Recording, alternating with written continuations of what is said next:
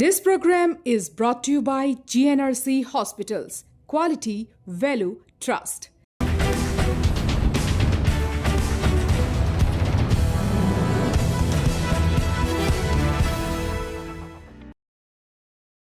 নমস্কাৰ মেজ মেলৰ মজিয়ালে আপোনাক জনাইছোঁ আন্তৰিক আদৰণি প্ৰিয় দৰ্শক একান্ত ৰাজহুৱা স্বাৰ্থত মেজ মেলত আজি আমি নামি আহিছোঁ মজিয়ালৈ মেজৰ পৰা মজিয়ালৈ আমাৰ যাত্ৰা অব্যাহত আছে ইতিমধ্যে আপোনালোকে গম পাইছে যে জিএমডিৰ অন্তৰ্গত আৰু জিএমডিৰ বহিৰ্ভূত দুটা বিশেষ অঞ্চল পলাশবাৰী আৰু আজাৰা এই পলাশবাৰী ৰাজহ চক্ৰ আৰু আজাৰা ৰাজহ চক্ৰৰ বিশেষ একোটা অঞ্চলত 2662 বিঘা মাটিত এখন এৰো চিটি অথবা স্যাটেলাইট টাউনশ্বিপ পৰিকল্পনা কৰা হৈছে এই এৰো চিটিখন হ'ব 2662 বিঘা মাটিত আৰু এই 2662 বিঘা মাটি আছে আজাৰা ৰাজহ চক্ৰ আৰু পলাশবাৰী ৰাজহ চক্ৰৰ অন্তৰ্গত গুৱাহাটী মহানগৰীৰ নিচেই সমীপত গুৱাহাটী বিমানবন্দৰৰ একেবাৰে সমীপত এতিয়া আজিলৈকে যোৱা ইমান দিনে যোৱা 10 বছৰে আমি দেখি আহিছিলোঁ যে বনাঞ্চলত উচ্ছেদ চলিছে চৰকাৰী বেদখল মুক্ত কৰা হৈছে চৰকাৰী মাটিত বেদখল মুক্তিৰ অভিযান চলিছে অথবা অন্য ধৰণৰ বিল জলাশয়ত উচ্ছেদ চলিছে বেদখল মুক্ত কৰা হৈছে কিন্তু এই 2662 বিঘা মাটি পলাশবাৰী ৰাজহ চক্ৰ আৰু আজাৰা ৰাজহ চক্ৰৰ অন্তৰ্গত এই ৰাজহ চক্ৰকেইটাৰ অন্তৰ্গত মাটিসমূহ কোনো পূৰ্ববংগমূলীয় মুছলমানে বেদখল কৰি থকা নাই অথবা এইবোৰ বেদখলীকৃত মাটিও নহয় এইবিলাক সম্পূৰ্ণ জনজাতি বেষ্টনীৰ মাটি য'ৰ পৰা উচ্ছেদ কৰিব খোজা হৈছে খিলঞ্জীয়া ৰাইজক এতিয়া গুৱাহাটীৰ কাষত এখন স্যাটেলাইট চিটি লাগে কোনো সন্দেহ নাই আৰু এনেধৰণৰ উন্নয়নক আমি বাধাও দিবলৈ সক্ষম নহয় কিন্তু জনজাতিসকলক বাৰম্বাৰ উচ্ছেদ কৰি এইদৰে নগৰ পৰিকল্পনা কৰাত বাধা আহি পৰিছে দিছপুৰত ৰাজধানী নিৰ্মাণ হ'ল জনজাতিৰ উচ্ছেদ হ'ল নুনমাটিত ৰিফাইনাৰী হ'ল জনজাতিৰ উচ্ছেদ হ'ল গুৱাহাটী মহানগৰীৰ ভিতৰে বাহিৰে এনেকুৱা অজস্ৰ পৰিকল্পিত ব্যৱস্থা হৈ উঠিছে যিবোৰত কেৱল মাত্ৰ জনজাতিসকলক উচ্ছেদ কৰা হৈছে ইতিমধ্যে জাগিৰোডত যি স্যাটেলাইট টাউনৰ পৰিকল্পনা কৰা হৈছিল সেয়া ইতিমধ্যে চৰকাৰে বাতিল কৰিছে যোৱা 24 জুন তাৰিখে চৰকাৰে জাননী জাৰি কৰিছে যে কিলিং বনাঞ্চলত যিসকলে বনাঞ্চলৰ ভিতৰত মানুহ আছে অথবা জনজাতি বেষ্টনীৰ ভিতৰত মানুহ আছে তেওঁলোকক উচ্ছেদ কৰা নহ'ব বৰঞ্চ কাগজ কলৰ অন্তৰ্গত যিখিনি মাটি এতিয়াও টাটা প্লেণ্টক দিয়া হোৱা নাই সেইখিনিৰ ভিতৰতেই স্যাটেলাইট টাউনখন গঠন হ'ব কিন্তু পলাশবাৰী আৰু আজাৰা ৰাজহ চক্ৰৰ ক্ষেত্ৰত এইটো ব্যতিক্ৰম আজি কেইজনমান একাংশ জনজাতি লোক মেজমেলত উপস্থিত আমি আছোঁ ৰাজাপানী চান্দা স্পৰ্টছ ক্লাবৰ কাষত আৰু ওপৰদানী হাইস্কুলৰ চৌহদত য'ত আমি নিজে আহিছোঁ তেওঁলোকক লগ পাবৰ কাৰণে আৰু তেওঁলোকৰ কথা শুনিবৰ কাৰণে কিয় তেওঁলোকে মাটি দিব নোখোজে আহক আগবাঢ়ো মেজমেলত আমি লগ পাম এইসকল লোকক যিসকলে পলাশবাৰী আৰু আজাৰা ৰাজহ চক্ৰৰ অন্তৰ্গত গাঁওবোৰত আছে আৰু তেওঁলোকে এই প্ৰস্তাৱিত এৰো চিটিত মাটি দিব খোজা নাই আপোনাৰ নামটো মোৰ নাম জিতেন ৰাভা আপোনাৰ পৰিচয় আপুনি কি কৰে মই এতিয়া সামাজিক দায়বদ্ধতাত জড়িত হৈ আছোঁ মই ৰাভা ছাত্ৰ সন্থাৰ সাংগঠনিক সম্পাদক কামৰূপ জিলা সমিতিৰ সাংগঠনিক সম্পাদক আপোনাৰ ঘৰ মই ইয়াতে ৰাজাপানী চান্দা আচ্ছা মোক আপুনি বুজাই কওকচোন এই গোটেই ঘটনাটো কি হৈছে আচলতে এৰো চিটিখন পৰিকল্পনা কৰি আপোনালোকক কি ধৰণে জাননী জাৰি কৰা হৈছে আচ্ছা এতিয়া কথাটো হ'ল এৰো চিটি বুলি পেলাই আমাক যিটো এখন বিল চাপি দিছে বা এৰো চিটিটো আচলতে কি বস্তু আমাৰ মানুহে এতিয়ালৈ গম পোৱা নাই এৰো চিটি বুলি কোৱাৰ লগে লগে আমি স্যাটেলাইট টাউনশ্বিপ বুলি কোৱাৰ লগে লগে মানুহখিনি স্যাটেলাইট টাউনশ্বিপত কি প্ৰতিষ্ঠান কৰা হ'ব কেনেকুৱা ধৰণত কাম কৰা হ'ব আমাৰ জনজাতীয় লোকসকলক সুৰক্ষা কেনেকৈ প্ৰদান কৰা হ'ব মাটি বাৰী কেনেকুৱা সুৰক্ষা কৰি ৰখা হ'ব এইবিলাক বস্তু আমাক এতিয়াক লাগি সুকীয়াই দিয়া হোৱা নাই এই বস্তুটো আমি কনফিউজত আছোঁ আচলতে এৰো চিটি কি স্যাটেলাইট টাউনশ্বিপ কি প্ৰথম কথাটো এইটো এতিয়া স্যাটেলাইট টাউনশ্বিপ কোৱাৰ লগে লগে আমাৰ ব্যক্তিগত মাটি চৰকাৰে ক্ৰয় কৰিব বিচাৰিছে বিভিন্ন প্ৰতিষ্ঠান বনোৱাৰ কাৰণে সিহঁতে ক্ৰয় কৰিব বিচাৰিছে গতিকে আমি ক্ৰয় কৰাৰ আগতে যিটো আমাৰ ট্ৰাইবেল আবেষ্টনী ট্ৰাইবেল বেল এণ্ড ব্লক এই বস্তুটো আমাৰ সুৰক্ষাৰ এখন আইন আছে সেই সুৰক্ষাৰ আইনটো নেওচি পেলাই তেখেতসকলে কেনেকৈ ল'ব পাৰে আৰু ইয়াত তেখেতসকলে আমাৰ ভেলুৱেশ্যন বনোৱা হৈছে মাটি বাৰীৰ ক্ষেত্ৰত বিনিময়ত আমাক ভেলুৱেশ্যন বনাইছে ভেলুৱেশ্যনটো ভেলুলেছ গতিকে আমি ভেলুৱেশ্যনত লাগি থকা নাই আচলতে আমি মাটি ট্ৰাইবেল বেল এণ্ড ব্লকৰ ৰাভা হাছং অট'নমাছ কাউন্সিল এৰিয়াৰ যিখিনি আবেষ্টনী আমাৰ ট্ৰাইবেল বেল্ট আছে সেই মাটিখিনি আমি কেতিয়াও এৰি দিব বিচৰা নাই কিন্তু এখন এৰ' চিটি আমাক লাগিব এখন ছেটেলাইট চিটি গুৱাহাটীৰ কাষত লাগিব এখন নহয় কেইবাখনো লাগে এতিয়া আপুনি বিকল্প কি দেখিছে ক'ৰবাত নহয় ক'ৰবাততো জনজাতি মাটি ওলাবই হয় চাওক এতিয়া ট্ৰাইবেল বেল এৰিয়াৰ যদি মাটি তেখেতসকলে চিটি বনাব খুজিছে ছেটেলাইট টাউনশ্বিপ কৰক যদিহে তেখেতসকলে ট্ৰাইবেল বেল এণ্ড ব্লকটো বেল এণ্ড ব্লক হিচাপে থাকিব দে আমাৰ মাটি আমাৰ হিচাপে থাকিব দে তাৰে মাজত চৰকাৰী মাটি যদি আছে কৰক তেখেতসকলে চৰকাৰী মাটিত আমাৰ ক'ব লগা নাই কিন্তু ব্যক্তিগত আমাৰ মাটিত তেখেতসকলে হেৰেছমেণ্ট কৰিব আমাকতো বেয়া লাগিব খেতি কৰি খাই আছিলোঁ আমি একাংশ এটা সময়ত পুৰণি পূৰ্বপুৰুষৰ পৰা আমি খেতি কৰি খাই আছোঁ সেই মাটিসকল কি হ'ব মাটিবিলাক কি হ'ব আমাৰ সেই মাটিখিনি বছৰৰ কাৰণে আমি আজি লাগি আছোঁ মানুহৰ টোপনি নাই মানুহৰ ভয় ভাবুকি এনেকুৱা ধৰণৰ সোমাই গৈছে মনত প্ৰিয় দৰ্শক মোৰ হাতত এখন তালিকা আছে যিখন মই চৰকাৰী নথিৰ পৰা আনিছোঁ সেইটো হ'ল যে আজাৰা ৰাজহ চক্ৰৰ পচনীয়াপাৰা গাঁৱত 553 বিঘা মাটি অধিগ্ৰহণ কৰা হ'ব য'ত মূল্য নিৰ্ধাৰণ কৰা হৈছে প্ৰতি বিঘাত 35 লাখ এইটোৱে আটাইতকৈ বেছি মূল্য মাটি কছাৰী গাঁৱত 238 বিঘা মাটি অধিগ্ৰহণ কৰা হ'ব নিৰ্ধাৰণ কৰা হৈছে 22 লাখ প্ৰতি বিঘাত জবে গাঁৱত বিঘা 22 লাখ ধাৰ্য কৰা হৈছে 203 বিঘা মাটি তেওঁলোকে অধিগ্ৰহণ কৰিব দেউৰালী গাঁৱত 22 লাখ টকা বিঘাত কিনিব আৰু ইয়াতে 676 বিঘা মাটি অধিগ্ৰহণ কৰা হ'ব জালনীপাৰা গাঁৱত 22 লাখ টকা দিব প্ৰতি বিঘাত 280 বিঘা মাটি চৰকাৰে অধিগ্ৰহণ কৰিব কামাৰ গাঁৱত 12 লাখ টকা দিব মাত্ৰ 712 বিঘা মাটি অধিগ্ৰহণ কৰিব কামাৰ গাঁৱৰ কোনবা আছে আপুনি কামাৰ গাঁও আপুনি কামাৰ গাঁৱত আপোনাক 12 লাখ টকা দিব প্ৰতি বিঘাত আপুনি মাটিখিনি কি কৰিব খুজিছে দিব নিদিয়ে চৰকাৰক মোৰতো একান্ত ইচ্ছা যে মাটিখিনি আমি দিব নোৱাৰোঁ কাৰণ আমাৰ ট্ৰাইবেল বেল্টৰ মাটি তাৰোপৰি যিটো মূল্য নিৰ্ধাৰণ কৰিছে তেখেতসকলে একেবাৰে নিম্নমানৰ আৰু সেইটোৰ ওপৰত আমি লাগি থকা নাই এতিয়া আমাক মূল্যও নালাগে আমি খেতিয়ক মানুহ আমি অকল খেতি কৰি থাকিব লাগে আমাৰ খেতি মাটিখিনি গুচি গ'লে আমি কি কৰি খাম আমাৰ ভৱিষ্যত অন্ধকাৰ হৈ পৰিব আপোনাৰ নামটো মোৰ নাম গহীন চন্দ্ৰ বড়ো আপোনাৰ মাটি কিমান আছে মোৰ 4 বিঘামান হ'ব 4 বিঘা মাটি আছে 4 বাৰং 48 লাখ টকা পাব আপুনি কি বেয়া হ'ব আপোনাৰ কাৰণে আমি এইটোৱে ক'ব ওলাইছোঁ যে আমি মাটিখিনি থাকিলে আমি বছৰ জুৰি আমি তাত খেতি কৰি থাকিব পাৰিম আমি নিজে চলি থাকিব পাৰিম আমাৰ জীৱিকা থাকিব কিন্তু আমাৰ মাটিখিনি গ'লে চৰকাৰে কিবা ছেটেলাইট টাউনশ্বিপ নতুবা এৰ' চিটি বনালে আমি সেইটোৰ পৰা আমি একো লাভ নাপাওঁ আমি এতিয়া দেখিছোঁ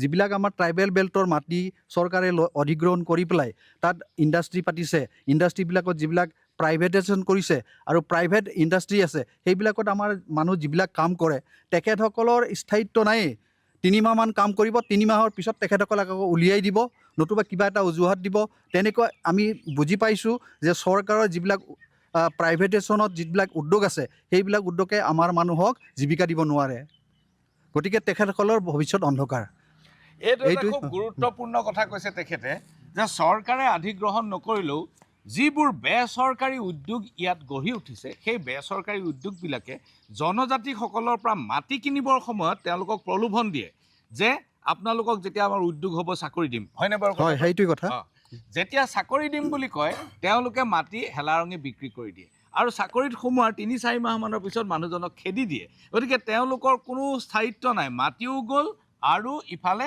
চাকৰিও নহ'ল কথাটো তেখেতৰ জীৱিকাও গ'লগৈ তেখেতৰ মাটিখিনিও গ'লগৈ সেইকাৰণে আমি মাটি একেবাৰে দিব নিবিচাৰোঁ যেনেকুৱা ধৰক আমাৰ ইয়াতে পেপচি এতিয়া চলি আছে আমাৰ ইয়াতে একোলেণ্ড চলি আছে নতুবা ৰাণীত যিটো ইণ্ডাষ্ট্ৰিয়েল এৰিয়া আছে তাত ইণ্ডাষ্ট্ৰি চলি আছে মানুহবিলাকক দেখিছোঁ মানুহবিলাক বৰ বেছি এমাহ বা 2 মাহ কাম কৰিব তাৰপিছত মালিকে উলিয়াই দিয়ে নিজৰ মৰ্জিমতে তো তেখেতসকলৰ মানে স্থায়িত্ব নাই তেখেতসকলৰ এটা জীৱিকাৰ তাৰমানে এটা হেৰিও নাই বুজিছে নাই তাৰমানে ভৰসা নাই গতিকে মাটিখিনি দিলেই আমাৰ এইবিলাক বিপদত আহিব ধন্যবাদ গহীন চন্দ্ৰ বড়ো আপোনাৰ নামটো হাবিৰাম কছাৰী হাবিৰাম কছাৰী কোন গাঁৱৰ পানীচান্দা ৰাজাপানী চান্দা ৰাজাপানী চান্দা এইখন গাঁও ৰাজাপানী চান্দা আচ্ছা আপোনাৰ কিমান মাটি আছে মোৰ বেছি মাটি নাই কিমান আছে তথাপি 4 বিঘামান আছে 4 বিঘা বহুত মাটি এতিয়া আপোনাৰ ৰাজাপানী চন্দা গাঁৱত যদি চৰকাৰে অধিগ্ৰহণ কৰে যে 22 লাখ টকা দিব বা 35 লাখ টকা দিব প্ৰতি বিঘাত, আপোনাৰ কি বেয়া হ'ব? এয়া হ'ব আৰু নহ'ব, অঁ হয় নে নহয়? অঁ আমিতো মাটিখিনি গেলে গোটাই হেৰি হৈ যাব, কি হ'ব? খেতি ভাত ক'ৰ পাৰে পাম আমি? আচ্ছা, আপুনি 4 বিঘা মাটিত খেতি কৰি আছে আপোনাৰ পৰিয়ালে? হয়। আচ্ছা, এতিয়া আপুনি যিটো নগদ ধন পাব, আপুনিতো বহুত টকা পাব 4 বিঘা মাটিত, টকা পালে কি হ'ব 1 ছাৰ? কোটিৰ ওপৰ পাব। টকা পালে কি হ'ব? উম, একোতো নহ'ব। উম। পৰিয়ালৰ মানুহ কিমান আপোনাৰ? মোৰ 8জন পৰিয়াল। 8জনীয়া পৰিয়াল। আচ্ছা, 1 কোটি টকা যদি হয় 12 লাখ মানকৈ 12.5 লাখ মানকৈ পৰিব, তাতকৈ নাপায়। এইটো আৰু চব গিলাও মিলামিলি হয় কথাটো ক'ব এতিয়া যে লাগিব। পৰিয়ালৰ মানুহৰ লগত আপুনি কথা পাতিছে নেকি যে মাটি যদি যায় চৰকাৰক আমি দিম, বা তেওঁলোকৰ কোনোবাই চৰকাৰক দিবলৈ আগ্ৰহ কৰিছে নেকি? ইথানো আমাৰ সেইগিলা আলোচনাই হোৱা নাই। আচ্ছা, আলোচনা হোৱা নাই, নাই কিন্তু আপুনি মাটি নিদিয়ে নিদিওঁ বুলিতো ক'বাই নোৱাৰোঁ, দিবওতো লাগিব। কিহৰ কাৰণে? হে কিহৰ কাৰণে? কিহৰ কাৰণে? যি গোটাই চৰকাৰেই লৈ যায়, আমি কি কৰিম? আচ্ছা, নিৰ্বাচনৰ আগতে, ভোটৰ আগতে আপোনালোকে গম পোৱা নাছিল নেকি মাটি নাই যাব বুলি? নাই গম পোৱা নাছিল? নাই। ভোটৰ পিছত গম পাইছে? অঁ ভোটৰ পাছত। আচ্ছা আচ্ছা, ভোটৰ পিছত গম পালে। অঁ। আচ্ছা আচ্ছা, মই আপোনালোকৰ ওচৰলৈ আহিম পুনৰ। মই যাব খুজিছোঁ আন এজন ব্যক্তিৰ ওচৰলৈ। আপোনাৰ নামটো? মোৰ নাম মুজিবুৰ ৰহমান, মই খেনা আল্লিবাৰী চুবুৰী আল্লিবাৰী গাঁৱত থাকোঁ। সেনা আল্লিবাৰী হয়, আৰু ৰেভিনিউ ভিলেজ। মুজিবুৰ ৰহমান। হয় এতিয়া আপুনি হ'ল এজন মুছলমান মানুহ, হয়, আৰু আপুনি পূৰ্ববংগমূলীয় মুছলমান নে খিলঞ্জীয়া মুছলমান? খিলঞ্জীয়া মুছলমান। নিশ্চয় আমাৰ কাগজ পত্ৰ ইতিমধ্যে গোটেইখিনি চাৰ্কুল অফিচত জমা কৰিছোঁ। আমাক আচ্ছা, জমা কৰি আল্লিবাৰী, সেনা আল্লিবাৰী, হয়, এই গাঁওখনত এতিয়া মাটি অধিগ্ৰহণৰ জাননী জাৰি কৰিছে নেকি? অধিগ্ৰহণত জাননী জাৰি কৰা নাই। উম। জাননী জাৰি নকৰিলে যিটো ট্ৰাইবেল বেল্ট ব্লক এণ্ড হেৰি বেল্টত এই কাগজ পত্ৰ নথকা মানুহ আছে। হয়, সেইবিলাক নথি পত্ৰ চোৱাচৰি কৰিছে। তাৰে আমাক জমা দিব কৈছিল 25 তাৰিখ লাষ্ট ডেট, তাৰে পিছত 2 তাৰিখ লাষ্ট ডেট। আমি নিশ্চয় জমা কৰিলোঁ। 2 মানে 2 জুলাই। 2 জুলাইত আমি জমা কৰিছোঁ। আমাৰ যিখিনি নথি পত্ৰ আছে, সঁচাকৈ আমি খিলঞ্জীয়া, আমি মই আপোনাৰ নথিখিনি দেখুৱাম, মোক হয়, আপুনি এইখন কাগজ দিয়কচোন। প্ৰিয় দৰ্শক, আন এটা ঘটনা ঘটিছে। এই গোটেই অঞ্চলটো, এতিয়া সেনা আল্লিবাৰী, এই গাঁওখন জনজাতীয় গাঁও, কিন্তু ইয়াত কিছুমান অজনজাতীয় মানুহ আছে যি জনজাতীয় বেল্ট ব্লক ঘোষণা কৰাৰ আগৰ পৰা আছে। তেওঁলোকক যোৱা 6 জুনত এখন জাননী জাৰি কৰা হ'ল, আৰু এই জাননীত কোৱা হ'ল যে পলাশবাৰী ৰাজহ চক্ৰৰ খেনা আল্লিবাৰী গাঁৱৰ নিম্ন উল্লিখিত জনজাতীয় বেষ্টনী দাগৰ পট্টাৰ জমিত যিসকল অসুৰক্ষিত শ্ৰেণীৰ ব্যক্তিয়ে, অসুৰক্ষিত মানে নন প্ৰটেক্টেড ক্লাছ, এওঁলোক ট্ৰাইবেল বেল্টত সুৰক্ষিত নহয়, যিসকল অসুৰক্ষিত শ্ৰেণীৰ ব্যক্তিয়ে মাটি দখল কৰি ঘৰ বস্তি তথা খেতি কৰি আছে, সেইসকল ব্যক্তিক ইমান তাৰিখৰ ভিতৰত পলাশবাৰী সমজিলা আয়ুক্তৰ কাৰ্যালয়ত অনুষ্ঠিত কৰা শুনানিত উপস্থিত থাকিবৰ কাৰণে আহ্বান জনালে। এতিয়া আপোনাৰ নামটো কি কৈছিল? মোৰ নাম মুজিবুৰ ৰহমান। মুজিবুৰ ৰহমান, তেওঁ জাতি হিচাপে অসুৰক্ষিত শ্ৰেণীত পৰে, কিন্তু তেওঁৰ ৰেকৰ্ডছ আছে। তেওঁৰ ৰেকৰ্ডছত তেওঁ এতিয়া আমাক স্পষ্ট কৰি দিলে যে তেওঁৰ ৰেকৰ্ডছ হৈছে 1923 চনৰ। 23 চনৰ পৰা 28 চনৰ ভিতৰত যিটো ছেটেলমেণ্ট হৈছিলে, 23 চনৰ পৰা 28 চনৰ ভিতৰত যিটো ছেটেলমেণ্ট হৈছিলে, তাত তেওঁলোকৰ ককাকক মাটিখিনি দিয়া হৈছে, আৰু 53 চনত তেওঁলোকে এই মাটিৰ পট্টা লাভ কৰিছে। এতিয়া এই ৰহমতুল্লাহ, তেওঁৰ পিতাকৰ নাম ভেটৌ, আমিৰ আলী, তেওঁৰ পিতাৰ নাম ভোগমল, আকৌ দিল মহম্মদ, তেওঁৰ পিতাৰ নাম যদু। অৰ্থাৎ বুজা যায় যে 3টা প্ৰজন্মৰ আগতে এওঁলোক সকলোৱে হিন্দু মানুহ আছিল, আৰু ইয়াৰ পিছত এওঁলোক মুছলমান হৈ কনভাৰ্ট হৈছে। গতিকে এইসকল খিলঞ্জীয়া মুছলমান। এতিয়া কিছুমানৰ হাতত ডকুমেণ্ট নাই, এতিয়া কিছুমানৰ হাতত আছে, আপোনাৰ ওচৰত আছে। হয় এতিয়া আপুনি এইখিনি জমা দিলে? হয়, জমা দিছোঁ। আচ্ছা, নিশ্চয় এতিয়া জমা দিছোঁ। মাটিখিনি যদি চৰকাৰে অধিগ্ৰহণ কৰিব খোজে, আপোনাৰতো ভালেই হ'ব। নাই নাই, মাটি অধিগ্ৰহণ কৰিলে কেনেকৈ আমাৰ ভাল কিয়? হ'ব? আমাৰ ঘৰ বস্তি জনজাতি এলেকাত আপুনি অজনজাতি মানুহ এনেও সংৰক্ষিত নহয়, আপুনি নিশ্চয় থকাৰ সুৰক্ষা এটা নাপায় আপুনি। সুৰক্ষিত যিহেতুকে নথি পত্ৰ আছে আমাৰ হাতত, নিশ্চয় এই মুখ্যমন্ত্ৰী ডাঙৰীয়াইও নিশ্চয় খিলঞ্জীয়া মানুহক যিটো সুৰক্ষিত থকাৰ এটা ব্যৱস্থা দিছে সেই হিচাপত আমি সুৰক্ষিত থাকিম বুলি নিশ্চয় ভাবিছোঁ। তেনেস্থলত মাটি যোৱাটো আমি ভাবাই নাই। মই সুধিছোঁ যে জনজাতি বেল্টত আপুনি হয়। অসুৰক্ষিত শ্ৰেণীত পৰে, হয় নন প্ৰটেক্টেড ক্লাছ, হয় সেই মানুহজনে আপোনাৰ যদি মাটিখিনি চৰকাৰে অধিগ্ৰহণ কৰিব খোজে বেয়া পাবলৈ কিটো আছে? আপুনি নাই। এনেও ছেফ নহয়, তাত নাই এনেও নিশ্চয় সুৰক্ষিত নহয়। নিশ্চয় যিহেতুকে আমাৰ আজু ককাৰ দিনৰ পৰা সেই মাটিখিনিতে উঠা বহা কৰি ঘৰ গৃহস্থী কৰি পেলাই আছোঁ, নিশ্চয় সেই মাটিখিনি চৰকাৰক কেনেকৈ দিম? আমি ক'ত যাম? সেই মাটিখিনি দিলে আমাৰ যাবলগীয়া জেগাই নাই একেবাৰে। বহুত ধন্যবাদ। মই আহিছোঁ, আপোনাৰ নামটো? মোৰ নাম মহম্মদ আনোৱাৰ হুছেইন।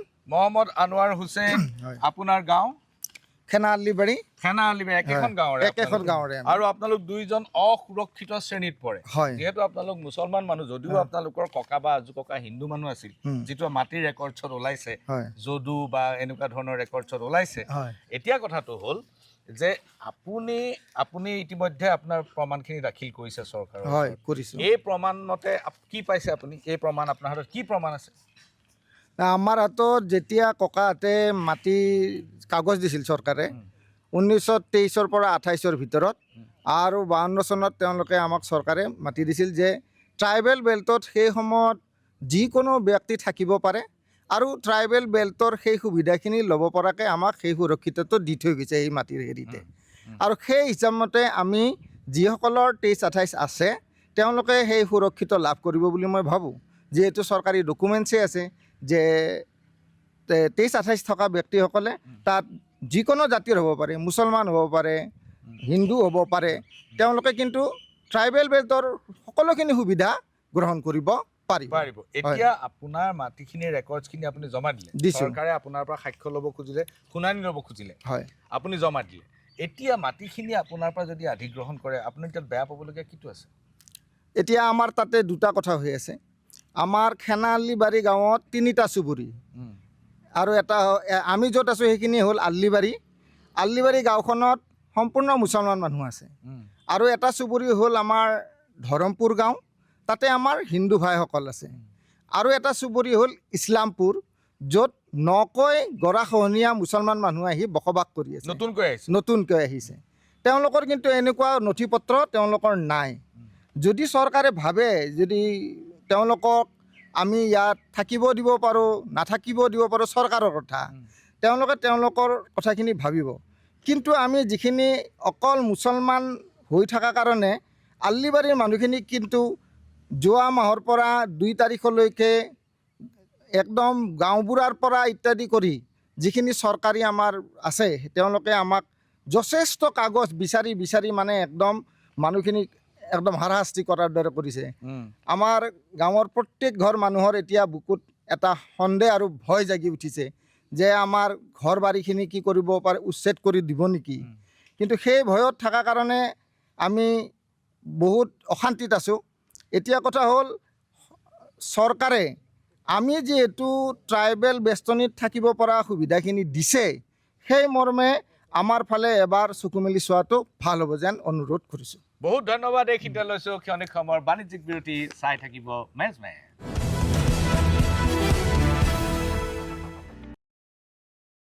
পুনৰ ঘূৰি আহিছোঁ মেজমেলৰ মজিয়ালৈ, আৰু মেজমেলত চলি আছে পলাশবাৰী আৰু আজাৰা ৰাজচক্ৰত এৰ' চিটি নিৰ্মাণৰ যি বিতৰ্ক হৈছে, সেই বিতৰ্ক প্ৰসংগৰ আলোচনা। প্ৰিয় দৰ্শক, আমি য'ত থিয় হৈ আছোঁ আৰু যি অঞ্চলত আচলতে উচ্ছেদৰ জাননী জাৰি কৰা হৈছে, অধিগ্ৰহণৰ জাননী জাৰি কৰা হৈছে, সেই অঞ্চলটো পলাশবাৰী বিধানসভাৰ অন্তৰ্গত, আৰু ইয়াৰ বিধায়ক হৈছে হিমাংশু শেখৰ বৈশ্য, ভাৰতীয় জনতা পাৰ্টীৰ।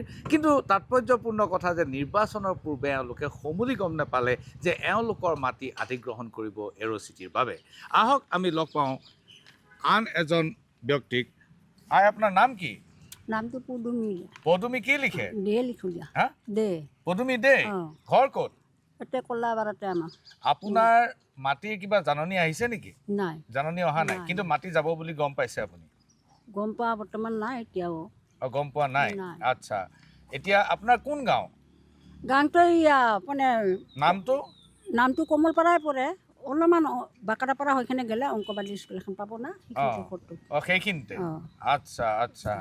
এতিয়া আপোনাৰ ওচৰ চুবুৰীয়া গাঁৱৰ মানুহে আলোচনা কৰিছে নেকি যে নাই। আপুনি আপোনাৰ মাটি যাব বা মাটি নাই, অধিগ্ৰহণ কৰা কৰিব নাই। এনেকুৱা কোনো খবৰ পোৱা কোনো নাই খবৰ পোৱা আচ্ছা আচ্ছা ঠিক বাৰু ঠিক আপোনাৰ নামটো ৰজত বড়ো ৰজত বড়ো হয়।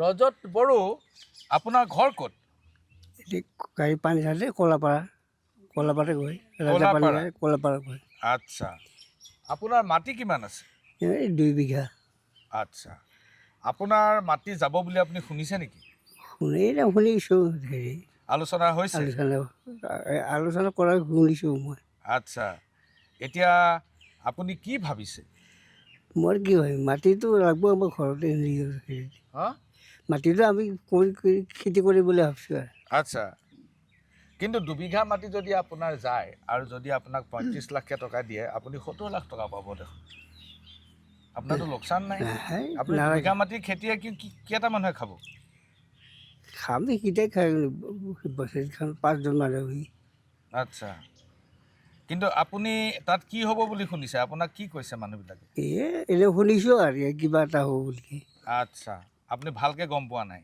কিন্তু মাটি যাব বুলি গম পাইছে মাটি যাব নে শুনিছোঁ কিন্তু আচ্ছা এনেই গম পোৱা নাই হেৰিটো আচ্ছা বড়ো ডাঙৰীয়া ধন্যবাদ মই আহিছোঁ আপোনাৰ নামটো হয় আপোনাৰ নামটো? মোৰ নামটো বাবুল ৰাভা বাবুল ৰাভা হয় বাবুল ৰাভাৰ ঘৰ ক'ত মোৰ ৰাণী মেকুৰীকুছিত হয় মেটুৰীকুছি মেকুৰীকুছিত ৰাণীৰ হয় আচ্ছা আপোনাৰ কোন চক্ৰ ৰাজহ চক্ৰ পৰে পলাশবাৰী ৰাজচক্ৰ পলাশবাৰী ৰাজহ চক্ৰ হয়।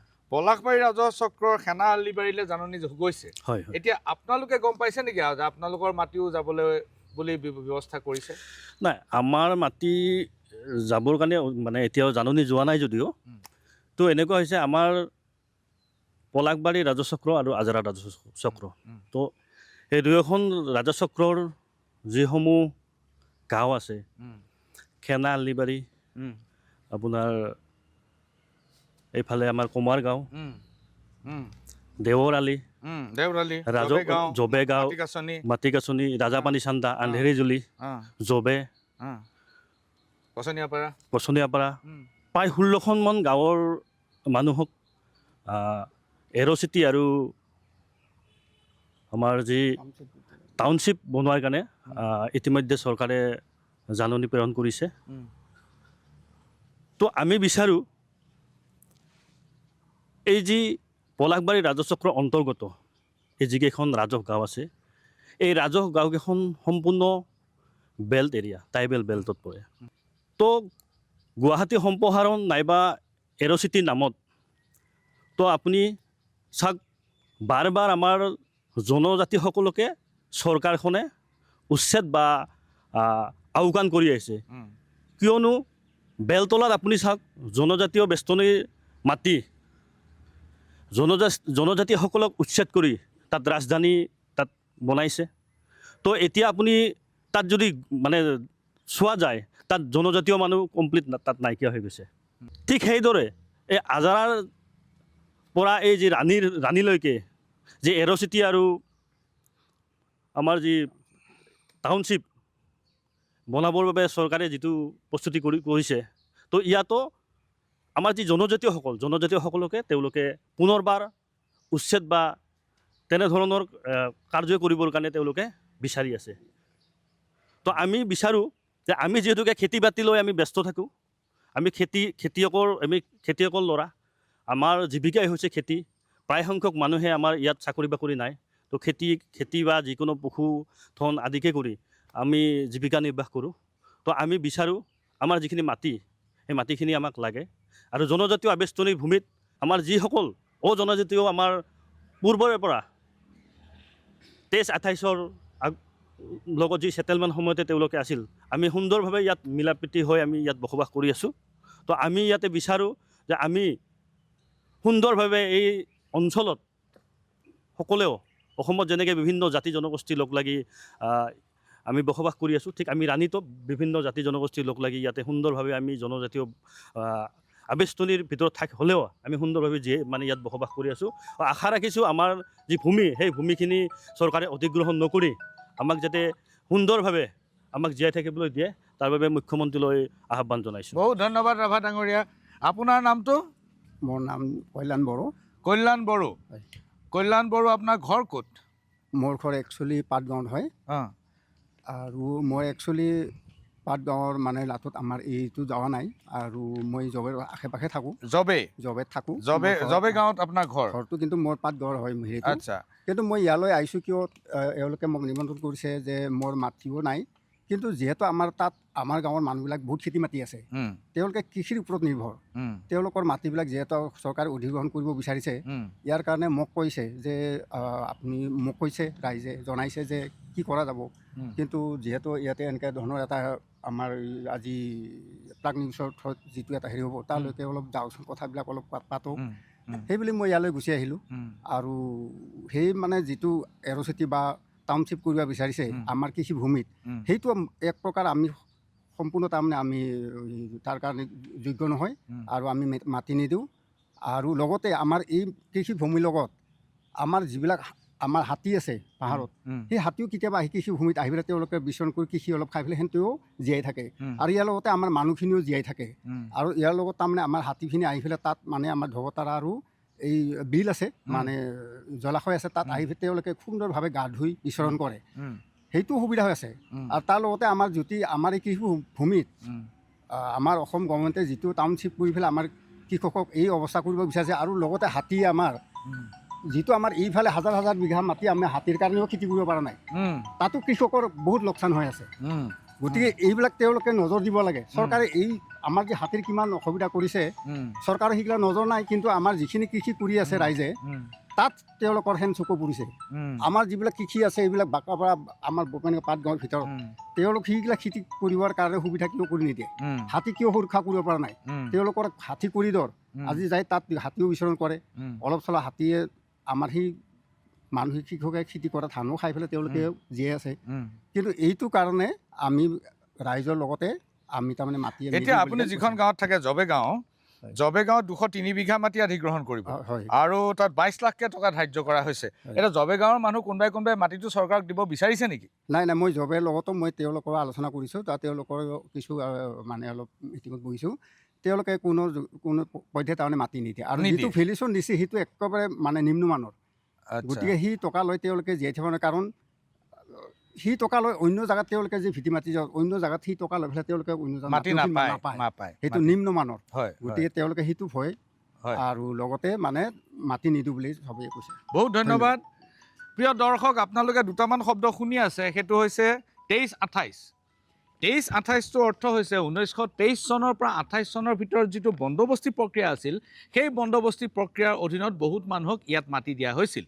আৰু সেইসকল মানুহ কিছুমান ট্ৰাইবেল আছিল, কিছুমান জনজাতি আছিল আৰু কিছুমান অজনজাতি আছিল। এতিয়া 23-28ৰ ডকুমেণ্ট, 23-28ৰ যি দলিল যাৰ হাতত আছে, তেওঁলোক নিয়মমতে জনজাতি আবেষ্টনীত মানে অসুৰক্ষিত শ্ৰেণী হ'লেও তেওঁলোকে নিৰ্বিঘ্নে বসবাস কৰিব পাৰে। এতিয়া 23-28 থকাসকলে জনজাতি বেষ্টনীত বসবাস কৰি আছে, কিন্তু তেওঁলোকলৈও অধিগ্ৰহণৰ জাননী আহিছে। ইতিমধ্যে আমি দুজন মুছলমান সম্প্ৰদায়ৰ লোক পালোঁ, আৰু আগবাঢ়িম আমি এই 23-28 থকা মানুহ অথবা 23-28 নথকা মানুহৰ ওচৰলৈ। চাই থাকিব মেজমেল।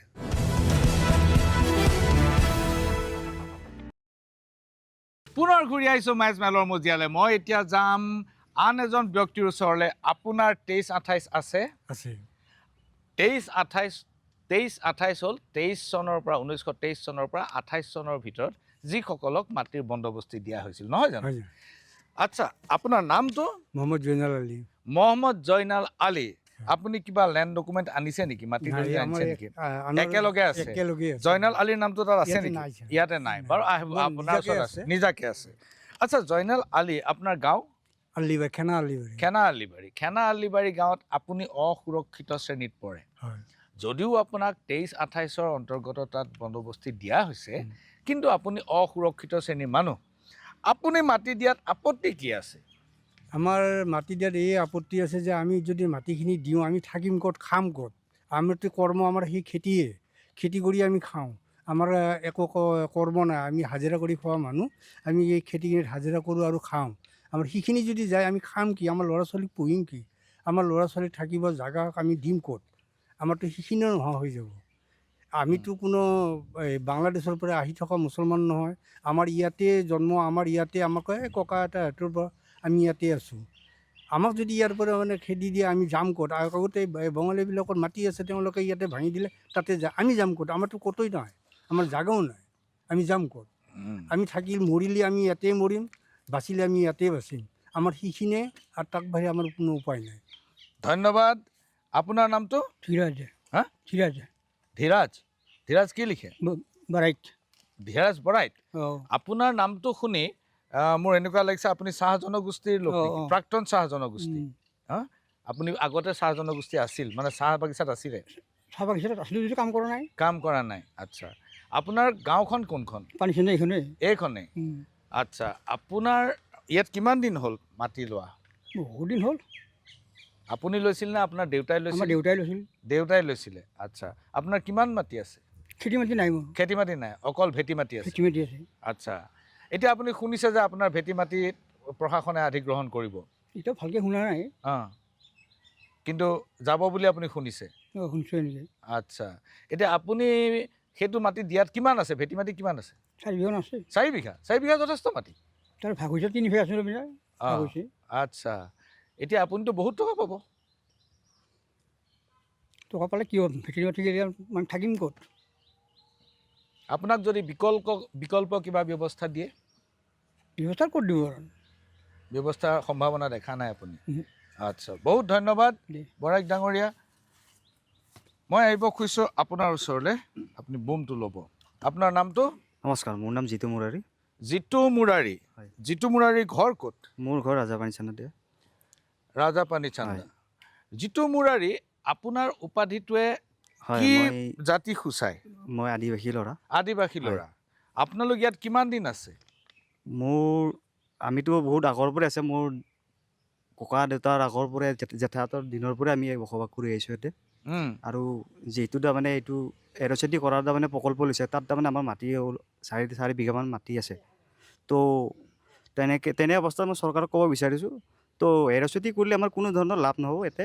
কাৰণ আমাৰ এইটো আমি গাঁওবাসী মানুহ, আমাৰ গাঁৱটো গাঁও ধৰণে থাকিবলৈ দিয়ক, আৰু চৰকাৰে ব্যৱস্থা কৰক। আমাৰ গাঁৱতে যে গাঁৱৰ দৰে উন্নতি কৰক।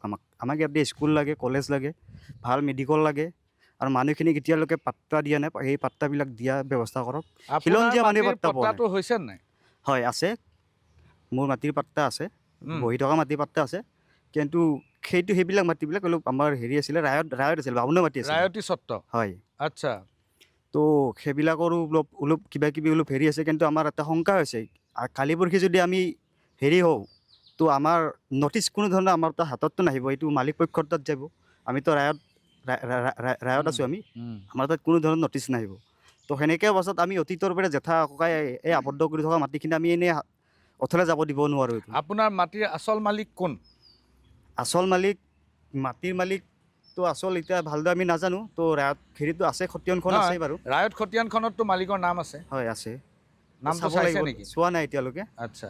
তো চাব লাগিব। আৰু চৰকাৰৰ এইটোৱে অনুৰোধ, এইবিলাক নকৰি যাতে ভাল উন্নয়নৰ দিশে পিনে আগবঢ়াই নিয়ে। কিন্তু যদি আপোনাৰ নামত ৰায়তী স্বত্ব আছে, হয়, তেতিয়াহ'লে মাটি অধিগ্ৰহণ কৰাৰ সময়ত টকাৰ ভাগ কিন্তু আপুনিও পাব। আৰু আপোনাক নোসোধাকৈ মাটি অধিগ্ৰহণৰ কাৰণে মালিকে দিব নোৱাৰে। নিশ্চয়। কিন্তু সেই টকা পালে কিন্তু আমাৰ কি হ'ব? এই বৰ্তমানতো চালি কি হ'ব? ভৱিষ্যতত আমাৰ বহু 10 সালৰ দিশে আমাক তাৰমানে কৰি ঠেলি আছে আমাক চৰকাৰে। সেইটোৱে, এইখিনিকে মই বক্তব্য কৰিছোঁ। বহুত ধন্যবাদ জিতু মুৰাৰী।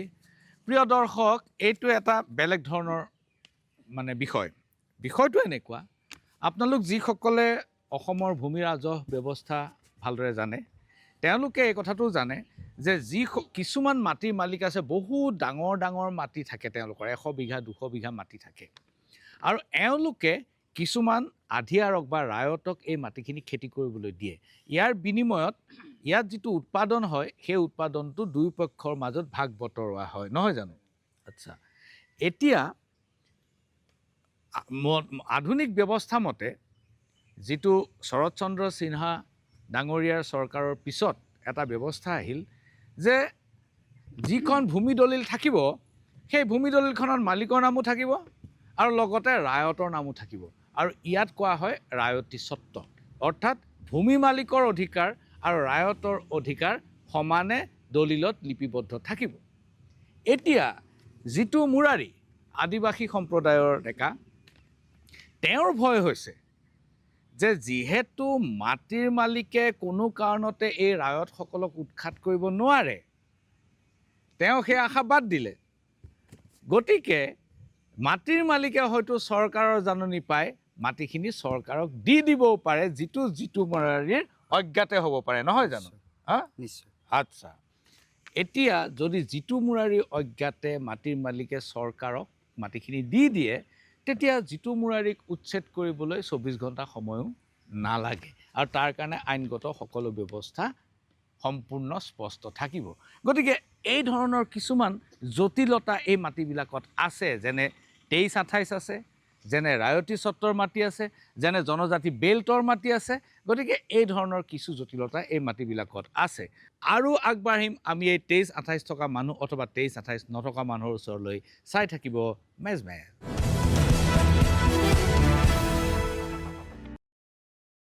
মই এইবাৰ যাব খুজিছোঁ আপোনাৰ ওচৰলৈ। আপোনাৰ নামটো? মোৰ নাম মুজাফৰ আলী। মুজাফৰ আলী, ঘৰ ক'ত? মোৰ ঘৰ খেনা আলিবাৰী। খেনা আলিবাৰী বহুত মানুহ আছে ইয়াত। খেনা আলিবাৰীত আপুনি কাগজ জাননী পাইছে? চৰকাৰৰ জাননী পাইছে? চৰকাৰৰ জাননী পাইছোঁ। আচ্ছা, চৰকাৰে আপোনাক কি বুলি কৈছে যে আপোনাৰ শুনানিৰ কাৰণে আপোনাক মাতিছে? আমাক এতিয়া বৰ্তমান কাগজ পত্ৰখিনি জমা দিব দিছে, কি কি কাগজ আছে, মাটিৰ কাগজ আৰু 23-28 আছে, যদি জমা কৰিব কৈছে। আপোনাৰ হাতত 23-28 আছে? আছে। আচ্ছা, আপোনাৰ দেউতাৰ নাম কি? সৈয়দ আলী। ককাৰ নামটো মনত আছেনে? তৈনুদ্দিন আলী। তাৰ আগৰ কাৰোবাৰ নাম ৰেকৰ্ডত আছেনে? তাৰ আগৰ ৰেকৰ্ডটো নাই, ককালৈকে আছে? ককালৈকে আছে। আচ্ছা, ককাৰ আগৰজনৰ নামটো আপুনি দেখা নাই বা ৰেকৰ্ডত দেখা নাই? আচ্ছা, এতিয়া মাটি দিয়াত আপোনাৰ আপত্তি কি? মোৰ কথাটো হ'ল যে মই খেনা আলিবাৰীৰ চব মানুহক সুধি আছোঁ এটা কথাই, যে আপোনালোক সংৰক্ষণৰ ভিতৰত নপৰে আৰু আপোনালোক যিমান পাৰি সোনকালে জনজাতি এলেকাৰ পৰা যদি ওলাই যাব পাৰে আপোনালোকৰ মংগল। তেনেকুৱা অৱস্থাত আপোনালোকে কিয় মাটিটো দিব বিচৰা নাই? আমি মাটিটো দি কেনে আমি যাম ক'ত? আমাৰ মাটিটো দি আমি যাম ক'ত? থাকিম ক'ত? আৰু জনজাতীয় এলেকাত আমি সুৰক্ষিত হৈ আছোঁ এতিয়া বৰ্তমান। আমি ইয়াৰ পৰা যাই থকা জেগা আমাৰ নাই না ক'তো। আচ্ছা, আপুনি আপোনাৰ মাটি কিমান আছে? মোৰ মাটি আছে, মানে বস্তিটোৱে আছে আৰু মোৰ খেতি মাটি নাই। আচ্ছা, আপোনাৰ খেতি মাটি নাই খেতি মাটি নাই। কিন্তু মাটিৰ ভেটি মাটিটো আছে? ভেটি মাটি আছে। আচ্ছা, আপুনি ভেটি মাটিটো চৰকাৰক দিব খোজা নাই? নাই, দিব খোজা নাই। কিন্তু ইয়াত এৰ' চিটি হ'ব, তাততো বহুত কাম কাজ ওলাব আপোনাৰ? নাই, এৰ'চিটি বুলিয়ে নহয়, এনেই আমাৰ আগতো এতিয়া বহুত ডাঙৰ ডাঙৰ কাম হৈছে, কিন্তু আমাৰ মানুহ মোটামুটি 2 মাহৰ পৰা 3 মাহে কাম কৰিব পাৰে, তাৰে পিছত বঙালী জঙালী ভৰ্তি হৈয়ে মানে ছাইড কৰি দিয়ে মানুহখিনি। কি কাম কৰি খাব? ক'ত হৈছে? আছে আমাৰ ৰাণী হেৰিতে আছে, ইণ্ডাষ্ট্ৰিত। কি ইণ্ডাষ্ট্ৰি আছে? আছে, বহুত আছে, ত্ৰিপল ইণ্ডাষ্ট্ৰি আছে, কিবা কিবি আছে। তাতে যাই চাওক আপুনি এতিয়া তাতে যদি মানে লেবাৰ কেইটাক বাহিৰে বেলেগ যদি আমাৰ অসমীয়া মানুহ পায়, তেতিয়া আপুনি ক'ব। আচ্ছা, লেবাৰকেইজনৰ বাহিৰে অসমীয়া মানুহ নাই? অসমীয়া মানুহ নাই। আচ্ছা, সেই ইণ্ডাষ্ট্ৰিবিলাকে মাটি কিনাৰ সময়ত কয় যে চাকৰি দিম, হয়। কিন্তু মাটি কিনাৰ পিছত যেতিয়া ফেক্টৰী গঢ়ি উঠে তেতিয়া আৰু চাকৰিৰ নাম নাই? থাকিব, 2-1 মাহ থাকিব, তাৰে পিছত নাথাকে আৰু একাষৰীয়া কৰি খেদি দিয়ে? খেদি দিয়ে। আচ্ছা, বহুত ধন্যবাদ। মই আহিছোঁ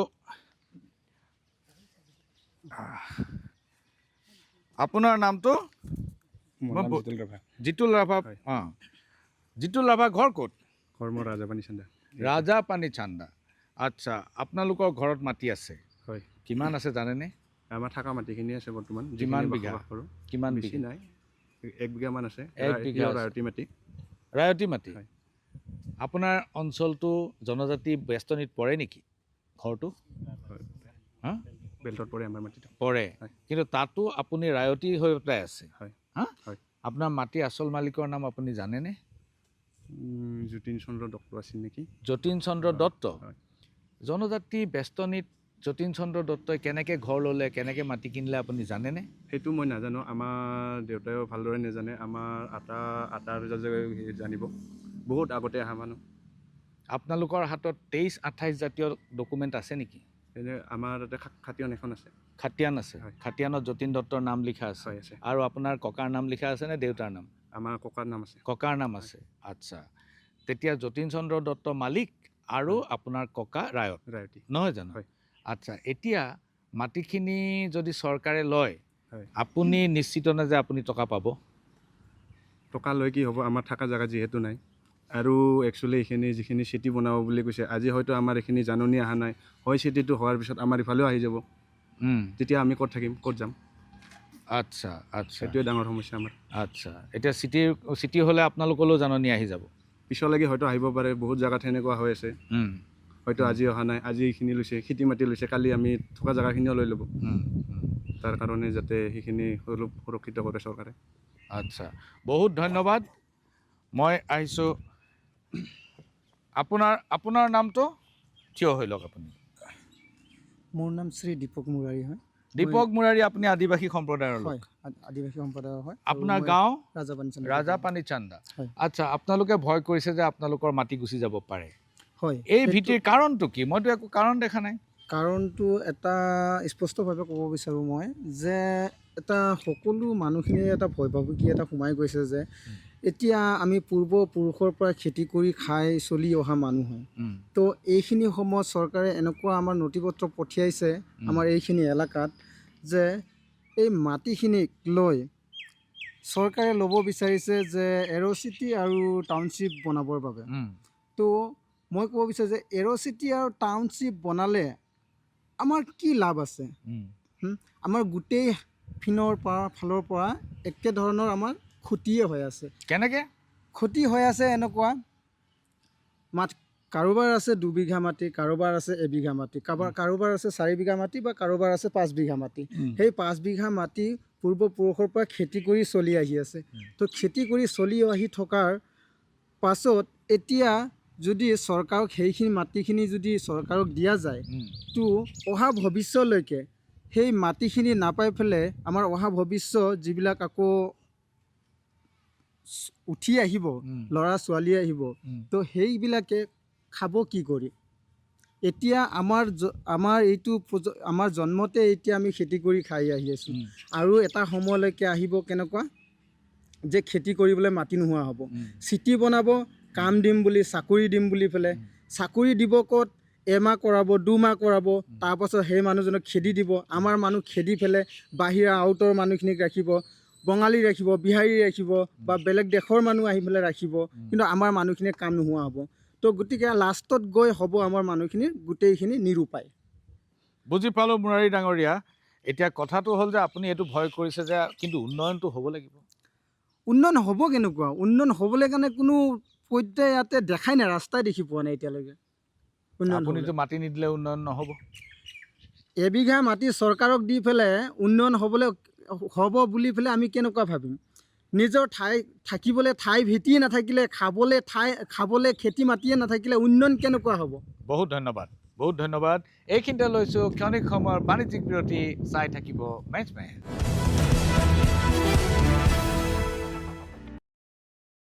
পুনৰ ঘূৰি আহিছোঁ মেজমেলৰ মজিয়ালৈ, আৰু মেজমেলত আজি আমি উপস্থিত উপদানী অঞ্চলৰ ৰাজা পানীচান্দা গাঁৱত। আপোনাৰ নামটো? শ্ৰী মহেন্দ্ৰ মুৰাৰী। মহেন্দ্ৰ মুৰাৰী, কোনখন গাঁও? ৰাজাপানী চান্দা। ৰাজাপানী চান্দা। আচ্ছা, আপোনাৰ কিমান মাটি আছে? মোৰ বৰ্তমান 5.5 বিঘামান আছে। আপুনি মাটিৰ মালিক নে ৰায়ত? ৰায়ত। আপোনাৰ মাটিৰ মালিক কোন? শৈলবালা দত্ত। শৈলবালা দত্ত। মোৰ ধাৰণা হৈছে সেই যতীন দত্ত, শৈলবালা দত্ত একে পৰিয়ালৰ হ'ব কিজানি। আচ্ছা, আপোনাৰ মাটিৰ মালিকৰ লগত কেতিয়াবা দেখা হৈছেনে? নাই নাই, আপুনি দেখা পোৱা নাই।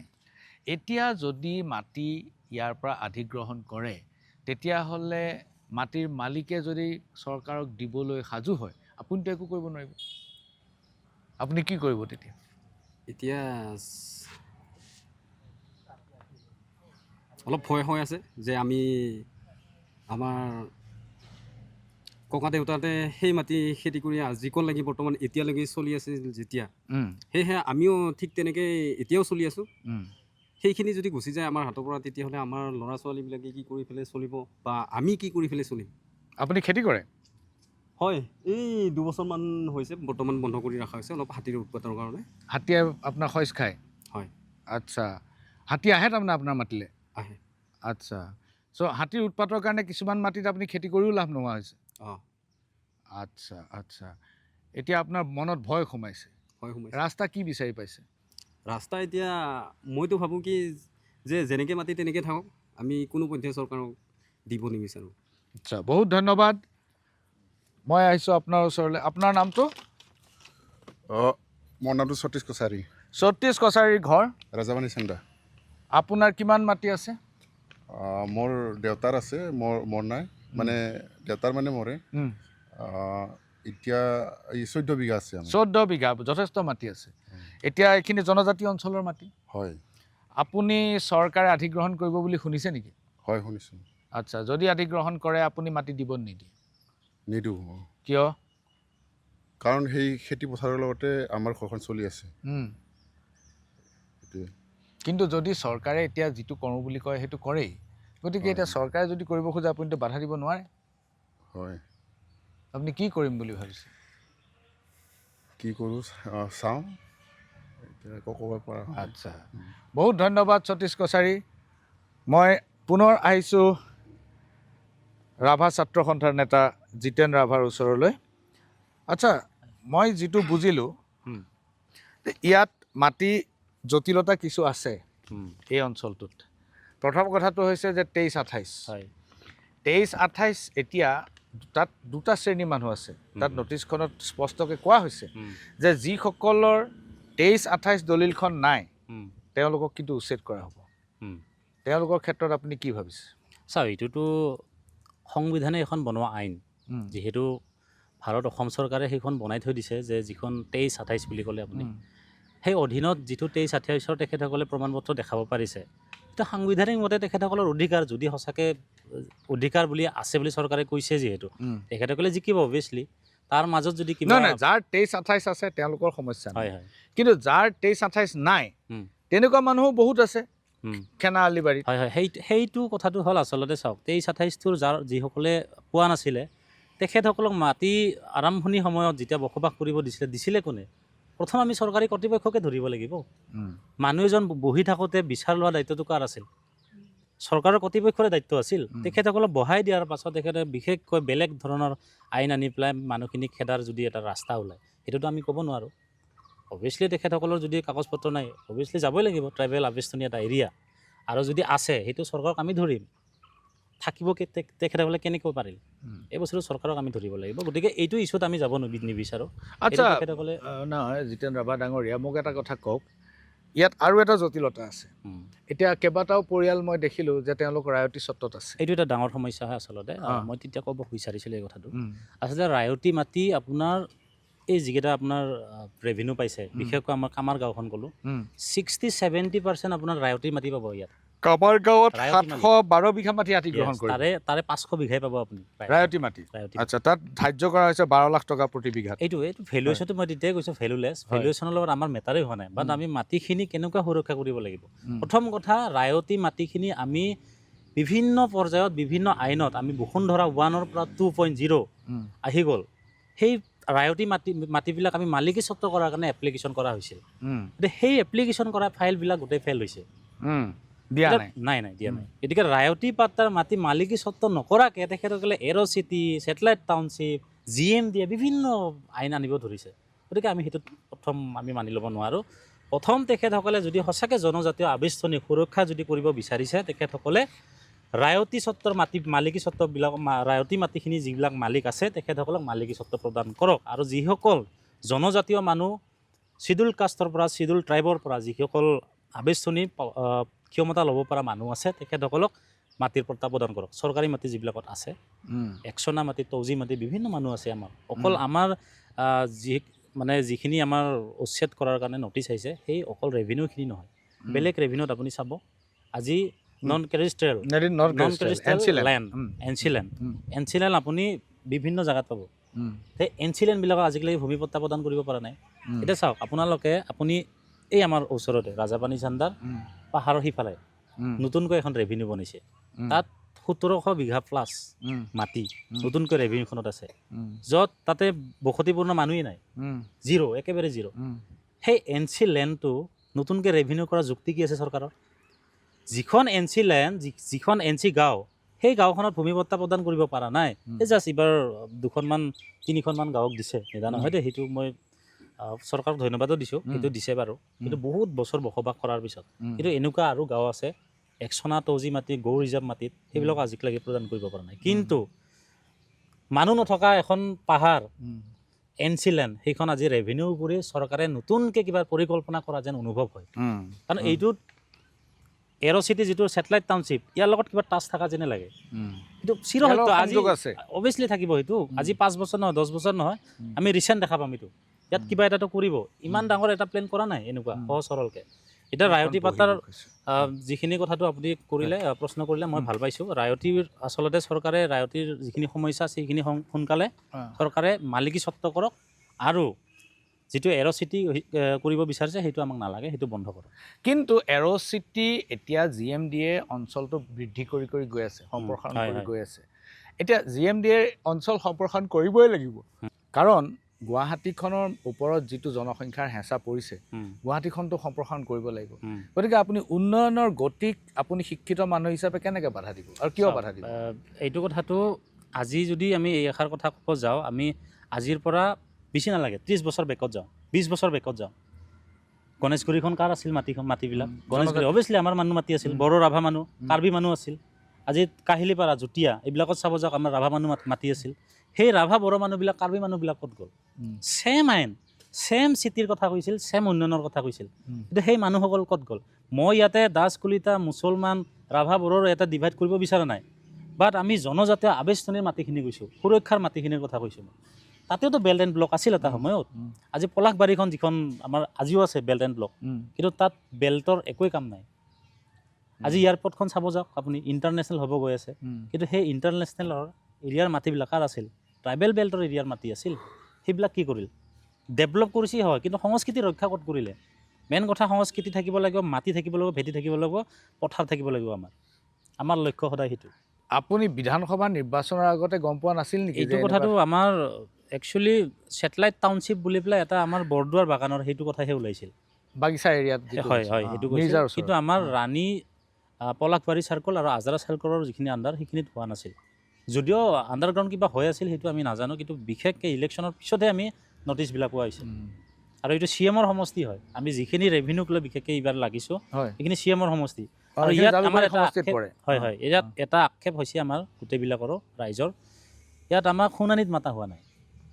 নটিছখন ওলাইছে বাট শুনানিত আমাক মাতা নাই। আমাৰ আক্ষেপ কি, আমাৰ সমস্যা কি, সমাধানটো কেনেকুৱা হ'ব, এই বস্তুটো আজিলৈকে বুজাব তেখেতসকলে চেষ্টা কৰা নাই। আজিলৈকে আমাৰ ৰুলিং চৰকাৰৰ বিধায়ক আমাৰ অহা নাই। আচ্ছা, আমাৰ যদিও মুখ্যমন্ত্ৰী, তেখেতেওতো আমাৰ সমষ্টি জালুকবাৰীৰ বিধায়কে এজন। হিমাংশু শেখৰ বৈশ্য আছে, ইফালে মুখ্যমন্ত্ৰীটো হিমন্ত বিশ্ব শৰ্মা আছে। দুয়োগৰাকীৰ আজিলৈকে আমাক কৰ্তৃপক্ষ লগ ধৰা নাই। আহিব লাগিছিল, ৰাইজৰ মানুহৰ সমস্যাবিলাক সুধিব লাগিছিল আমাক, সেইটো বিচাৰোঁ আমি। ইয়াত প্ৰব্লেমটো ক'ত হৈ আছে আমাৰ মানুহ একেবাৰে বুজি পোৱা নাই। খালি আমাৰ মানুহ চিধা বুজি পায়, পথাৰৰ মাটি ল'ব বিচাৰিছে, ভেলুৱেশ্যন দিছে, সেইটো আমি নিদিওঁ, মানুহ তাতে লাগি আছে। আপোনালোকে গোচৰ তৰাৰ কিবা পৰিকল্পনা কৰিছে নেকি? সেইটো এতিয়া আমি আন্দোলন হিচাপে ল'ব যাব খোজা নাছিলোঁ, কাৰণ চৰকাৰখনক আমিয়ে ভোট দিলোঁ। এতিয়া ময়ে ভোট দিলোঁ বুলি ক'ব লাগিব, আমি দিছোঁ। কোনে ক'ত ভোট দিছে এইটো নহয়, জিকাৰ কাৰণটোৱে হ'ল আমি দিয়াৰ কাৰণে জিকিলে। গতিকে চৰকাৰখনক আমি ৰিকুৱেষ্ট কৰিছোঁ, প্ৰথমতে মনেদি কৰিছোঁ, ভালপোৱা হিচাপত কৰিছোঁ, নিজৰ মানুহ হিচাপে কৰিছোঁ। আপোনালোকে যিটো ৰাইজৰ সমস্যা, মাটি নিদিওঁ বুলি কৈছে, মাটি নাই, কিছুমানৰ ভূমিৰ সমস্যা, ৰায়তীৰ সমস্যা, চৰকাৰী মাটিৰ সমস্যা, এইবিলাক সম্পূৰ্ণ প্ৰথম কৰক। তাৰপিছত চৰকাৰী আৱেষ্টনী বা বেল্ট এণ্ড ব্লকৰ আৱেষ্টনী, ট্ৰাইবেল বেল্টৰ যিখিনি আইন, সেইবিলাক সুৰক্ষা কৰি পেলাই, জাতি সংস্কৃতি সুৰক্ষা কৰি পেলাই যদি ডেভেলপ কৰিব বিচাৰে, আমাৰনো কি আপত্তি আছে? চবখিনি ৰাখি পেলাই, মানুহৰ যিটো সমস্যা সেইটো সমাধান কৰি চবখিনি ৰাখি পেলাই যদি চিটি কৰিব বিচাৰে, আপত্তি নাথাকে কাৰো। সেইটোও যে আজিলৈকে আমাক চৰকাৰে খোলাকৈ কোৱা নাই, ইয়াতহে আমাৰ আফচোচ হৈ আছে। বহুত ধন্যবাদ জিতেন ৰাভা, ধন্যবাদ। এইটো এটা নতুন সমস্যা যে উন্নয়ন আমি কৰিব বিচাৰোঁ, চৰকাৰে কৰিব বিচাৰে, কিন্তু জনজাতি বেষ্টনীত বা অন্যৰ মাটিত হাত দিয়াটো মানুহে নিবিচাৰে।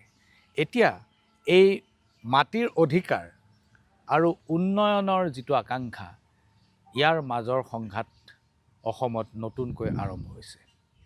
হয়তো এই সংঘাতৰ মাজেদিয়েই আমি অগ্ৰসৰ হ'ব লাগিব, ইয়াৰ কোনো সমাধান তাৎক্ষণিকভাৱে নাই। কাৰণ মাটিয়ে যিসকলৰ আছে তেওঁলোকে মাটি এৰি দিব নিবিচাৰে, যিকোনো ক্ষতিপূৰণৰ বিনিময়ত তেওঁলোকে মাটি এৰি দিব নিবিচাৰে। আৰু চৰকাৰৰ হাততো আন কোনো উপায় নাই যে সম্প্ৰসাৰণ কৰিবই লাগিব, GMDয়ে সম্প্ৰসাৰণ কৰিব লাগিব, উন্নয়ন হ'বই লাগিব। এনে অৱস্থাৰ পৰিপ্ৰেক্ষিতত চৰকাৰে নতুন চিন্তাধাৰাৰে অগ্ৰসৰ হোৱাটো উচিত হ'ব বুলি মই ভাবোঁ। আৰু আমাৰ এই ধৰণৰ যাত্ৰা অব্যাহত থাকিব। য'তেই মানুহৰ ক্ষোভ আৰু আকাংক্ষা আছে তাতেই চলিব মেজমেল। আজিলৈ ইমানতে সামৰিছোঁ মেজমেল। নমস্কাৰ।